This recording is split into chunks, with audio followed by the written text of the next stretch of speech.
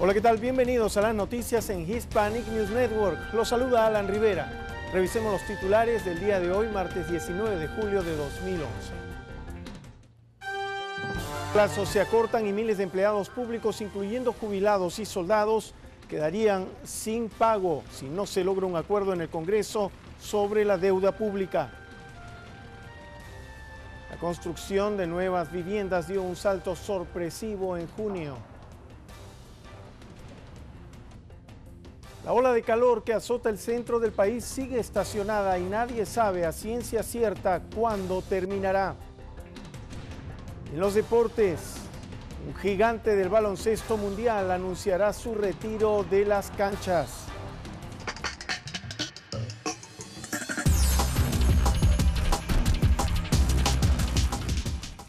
Hipotecas más altas y un aumento en deudas importantes como tarjetas de crédito son dos escenarios que todos los residentes aquí en los Estados Unidos tendrán que afrontar si el Congreso no consigue alcanzar un acuerdo para elevar el límite de la deuda nacional. Las discusiones entre demócratas y republicanos para elevar el límite de la deuda en el Capitolio deberían llegar a un resultado antes del 2 de agosto. Fecha máxima que tiene el gobierno para actuar o caer en la falta de pago de sus obligaciones crediticias. Si no se logra negociar, el Departamento del Tesoro solo podrá pagar un poco más de la mitad de sus obligaciones mensuales, lo que forzará al gobierno a no pagar cheques del Seguro Social o el sueldo de las Fuerzas Armadas. A 13 días del plazo límite y al cierre de la presente edición, la Cámara de Representantes estaba por votar un proyecto de ley que elevaría el límite de la deuda, pero que además reduciría el gasto e incluiría una enmienda constitucional que implicaría la obligación de tener presupuestos equilibrados anualmente. Se trata de encontrar 218 votos, una mayoría de la Cámara, para hacerlo responsablemente. Hay un montón de ideas de demócratas y republicanos, pero ¿saben qué? Ninguno de ellos tiene la mayoría. Esta propuesta tiene una mayoría, es un plan responsable y es por eso que lo promovemos. Pero según los analistas, se trata de una iniciativa que es más un gesto simbólico y probablemente no sobrevivirá en el Senado. Incluso la Casa Blanca anunció ayer que el presidente Barack Obama vetará la medida si llega a sus manos. Solo una vez en la historia de Estados Unidos ha ocurrido una situación similar a la que hoy vivimos. En 1996, cuando se encontraba en el poder el demócrata Bill Clinton, 800,000 empleados federales se quedaron en sus casas a un costo de $1.400 millones. Clinton, que como Barack Obama en 2010 sufrió una derrota electoral en las legislativas de 1994, se impuso sin problemas en las presidenciales de 1996. Y es que en aquel entonces los votantes culparon a los republicanos por su intransigencia. Resta ver cuál será el resultado de esta guerra en particular, en la que aún nadie parece querer ceder posiciones. Bueno, y después de ese tema económico-político vamos a un tema netamente económico. La construcción de viviendas en el país creció en junio en otro esfuerzo de esta industria por sacudirse de su débil inicio este año. La construcción creció en otro esfuerzo y llegó al 16,4% más. El Departamento de Comercio dijo hoy que los constructores iniciaron la edificación de 629,000 viviendas el mes pasado, un aumento, corregimos, del 14,6% respecto a mayo.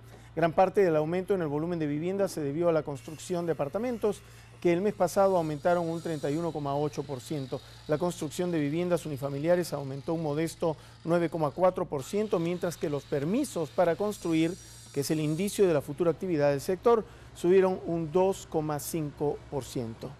Por otro lado, la cadena de librerías Borders, la segunda más grande del país, anunció que cerrará sus últimas 399 tiendas definitivamente. Cerca de 11,000 empleados se quedarán en la calle.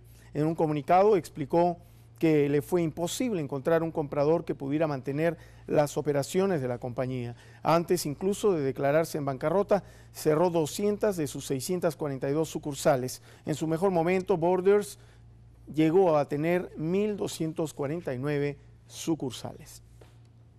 Bueno, y ahora vamos a un escándalo de carácter mundial. Rupert Murdoch compareció hoy ante el Parlamento británico junto a su hijo James para negar que fuera el responsable del escándalo por escuchas telefónicas ilegales y supuestos sobornos a policías en uno de los periódicos de su imperio mediático. El magnate tiene inmensos intereses en la prensa, televisión, internet y producción cinematográfica en varios continentes. Y aquí en los Estados Unidos, los populares canales Fox, el estudio de Hollywood, 20th Century Fox y el diario The Wall Street Journal, así como el sistema de televisión DirecTV, son apenas parte de ese imperio de Murdoch. Varios congresistas aquí en los Estados Unidos ya han pedido que se investigue si también se han violado las leyes estadounidenses sobre escuchas telefónicas. Y en otras noticias, un derrame petrolero descubierto en Montana hace 2 semanas no fue reportado durante un mes hasta que un terrateniente se quejó de este hecho, un terrateniente de la tribu Blackfeet. La Agencia de Protección Ambiental de los Estados Unidos dijo que la compañía FX Drilling nunca reportó el derrame, que se estima entre 420 y 840 galones, ni a la tribu ni a la agencia. El derrame en Montana sucede mientras todas las operaciones petroleras y oleoductos en el estado se encuentran bajo escrutinio como resultado de la enorme ruptura del oleoducto de ExxonMobil.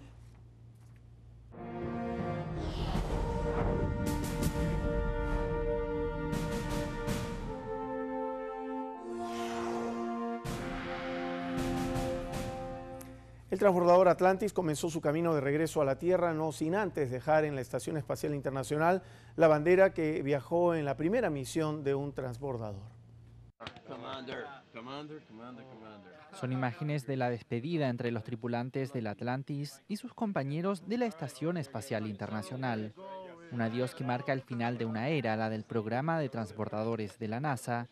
30 años y más de 130 misiones al espacio que concluirán con el regreso a Tierra del Atlantis el próximo jueves 21.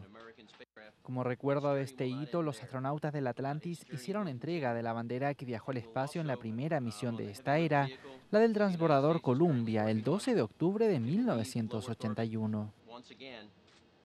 Tras la despedida, cierre de la escotilla por la que han estado comunicados el Atlantis y la Estación Espacial, para preparar el desacoplamiento que se llevó a cabo esta madrugada. Ahora el transbordador Atlantis inicia su último regreso a casa. Atlantis departing the International Space Station for the last time. Bueno, y del espacio bajamos nuevamente a la Tierra para hablarle que los meteorólogos advirtieron que no hay señales de que una ola de calor que azota el centro del país esté próxima a terminar. Se han emitido avisos y advertencias de calor excesivo para 17 estados, desde Texas hasta Michigan, mientras la combinación de altas temperaturas y humedad hace incómodo salir a la calle para millones de personas. Voceros del Servicio Meteorológico Nacional dijeron que gran parte del centro del país está bajo una cúpula de calor que casi no se mueve y advirtieron que la tendencia es que continúe el calor. Ayer y hoy se emitieron avisos de advertencias de calor excesivo para 17 estados en el centro occidente y el sur del país. Específicamente hoy se emitieron advertencias para gran parte de la costa este, desde Georgia hasta Connecticut, donde se sobrepasaron los 90 grados, pero con una sensación térmica de 105 grados debido a la humedad. Y seguimos hablando del clima. Una gigantesca tormenta de arena volvió a tapar los cielos de Phoenix en Arizona. Creó peligrosas condiciones para conducir y retrasó los vuelos de algunas aerolíneas. La pared de polvo se formó en el condado Pinal y se dirigió hacia el noreste para alcanzar Phoenix cerca de las 5:30 de la tarde. La pared de polvo alcanzó unos 900 metros de altura y provocó vientos de entre 25 y 40 millas por hora. La visibilidad se redujo a menos de un cuarto de milla en algunas zonas. No hubo reportes inmediatos de accidentes en las carreteras debido a la tormenta, que comenzó a aclararse cerca de una hora después de llegar a la ciudad. Es la segunda tormenta de arena de gran magnitud que azota a esta región en menos de un mes. Y así nos vamos a una primera pausa, pero volvemos enseguida con mucho más información. Una madre quiso vender a su bebé de 3 días de nacida por $500.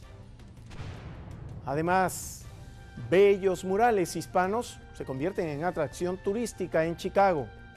Y también un informe forense confirma que Salvador Allende sí se suicidó.